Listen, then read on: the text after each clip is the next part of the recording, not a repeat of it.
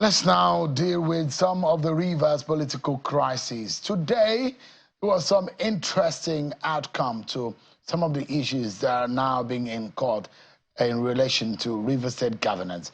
Justice Joyce Abdulmalik of the Federal High Court in Abuja has stopped the Central Bank of Nigeria from further releasing monthly financial allocations to the River State government. Justice Abdulmalik held that the receipts and disbursement of monthly allocations since January this year by the Rivers State Governor Siminalayi Fubara was a breach of the Constitution and an aberration that must not be allowed to continue. The judge held that the presentation of the 2024 budget by Fubara before a former member of Rivers State House of Assembly was an affront to the constitutional provision. Justice Abdulmalik specifically says that the governor's action was a gross violation of the 1999 Constitution. After the proceedings, some of the lawyers spoke about the outcome of today's judgment. Let us explain in very clear terms. The section 120, 121, 122, and 123 of the Constitution clearly stipulated what should be done before the state can spend money, state expenditure. And it's clear there that no money shall be appropriated without an appropriated bill being passed by the House of Assembly. It's very clear from the judgment of Motosho, which was confirmed by the Court of Appeal, that the budget was not properly passed. And in a situation like that, if it's not passed within 6 months, a state is not supposed to collect revenue from a consolidated fund. That is the issue of lawyers. That is the extant provision of the law. And that's what the court has confirmed today, that the Rivers State government has not complied with the requirement of the Constitution. Well, that's one of the lawyers in the matter. Meanwhile, the Rivers State Governor, Siminalayi Fubara, says concerns over the Federal High Court decision that restricted the release of state allocation is, quote, the least of the problems. Governor Fubara stated these during a special Thanksgiving service organized by the state government to celebrate his administration's resilience amid escalating political crises, which began with the arson attack on the State House of Assembly complex exactly 1 year ago. Take a listen to Governor Fubara. They said we're not going to last for 1 week. We're here. We have done 1 year plus. We're also doing 1 year anniversary of the attempt. Today, we have the local government chairman sitting with us. They said commissioners should resign immediately so that we'll be crippled. Today, we have more than 23 commissioners. They said they are not going to do anything.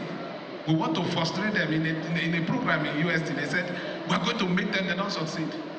By the special grace of God, we have embarked on projects that are touching the life of Rivers State. So you don't need to bother about the stories that are in social media.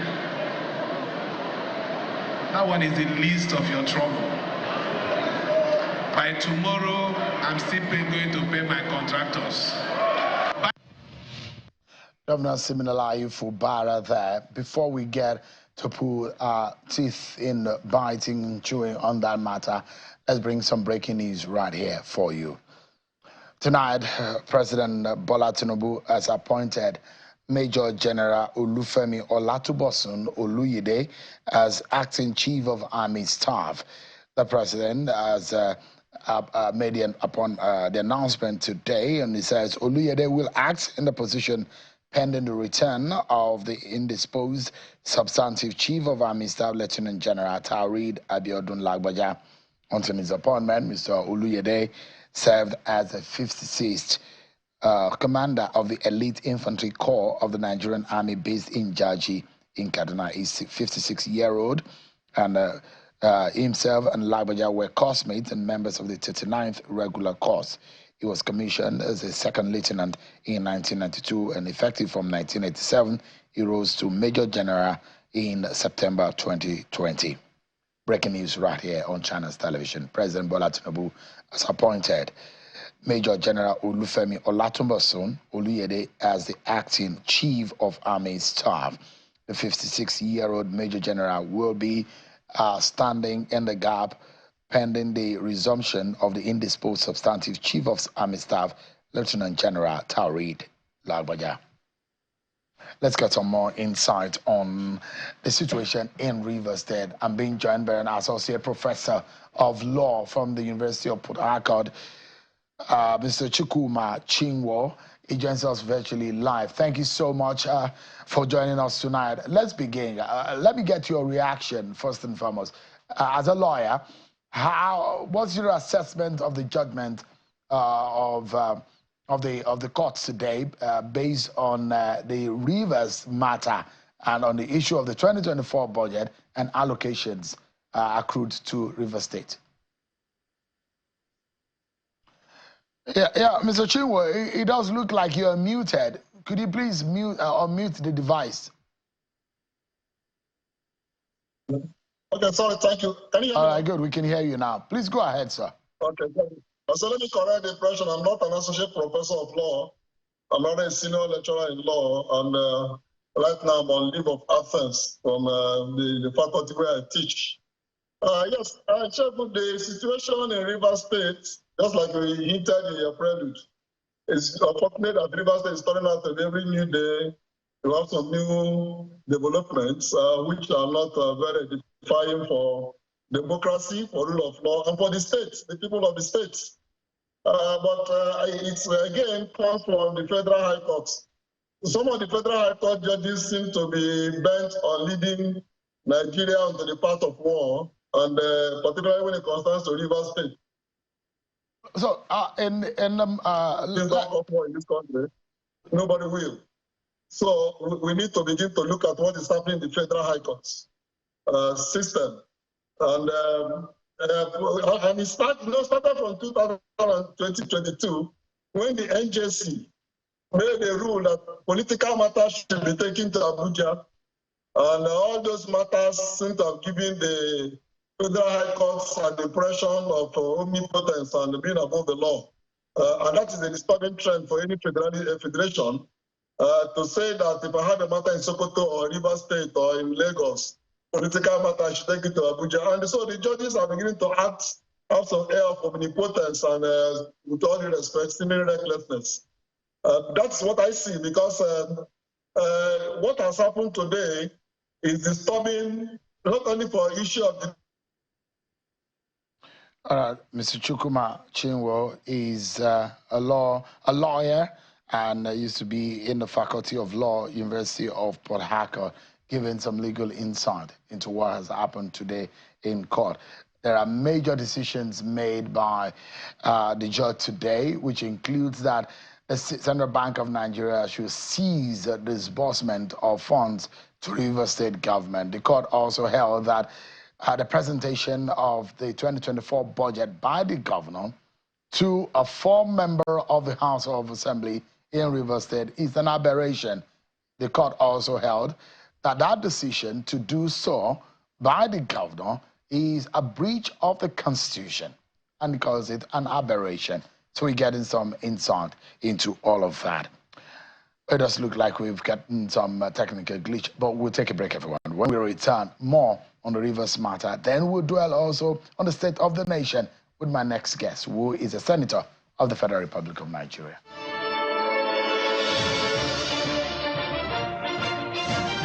Thank you so much, everyone, for staying with us. It does look like when technology and network wants to have a mind of its own, there's really nothing you can do. Mr. Chukwuma Chinwo, who is a member of the Governing Council of the Rivers State, Rivers State University, and a senior lecturer in the Faculty of Law, a constitutional lawyer, has been speaking with us. Maybe we can quickly just get to a wrap up, because the network is really awful.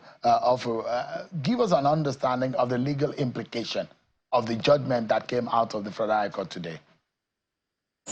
Well, my understanding of the legal implication is that it is an effort to shut down government in Rivers State and put the state into chaos and anarchy. I don't know how we expect government to work without revenue, but thankfully we are lucky in Rivers State that the governor has been able to raise the IGR of Rivers State. Tinubu himself is an inspiration for situations like this. When in 2003 to 2004, Obasanjo made an order to not to send funds to local governments. Even though this is worse than that, because that was just to local governments. The state showed this in the ingenuity in raising revenue. Our River State governor had shown that ingenuity since last year that from 12 billion, we're able to hit at 26 or more billion. I think, and he's shown himself an efficient manager of resources.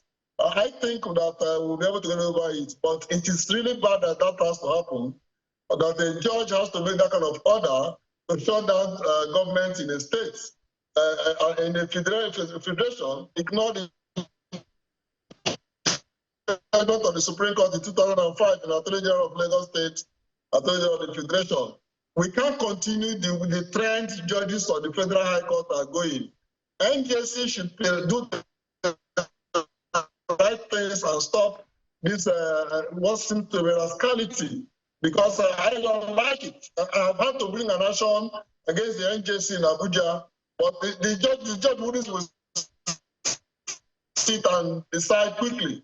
But we need to decide on what authority does the NJC have to say that matters that affect political parties and judges in Abuja, with all due respect to the greater number of men and women of honor, but some of them have the kind of duty you don't expect of judges, and that is the implication for us, because we are leading this nation to anarchy. And River State is beginning to be like the trigger point, and this is because the FCT minister, I mean, is open enough that nobody will have to say in parable, has said that we fire in this state. And these judges are giving room to do that. The lawyers who are his lawyers, they have to realize that they owe more responsibility than just money. Because we can't continue the way these things are going.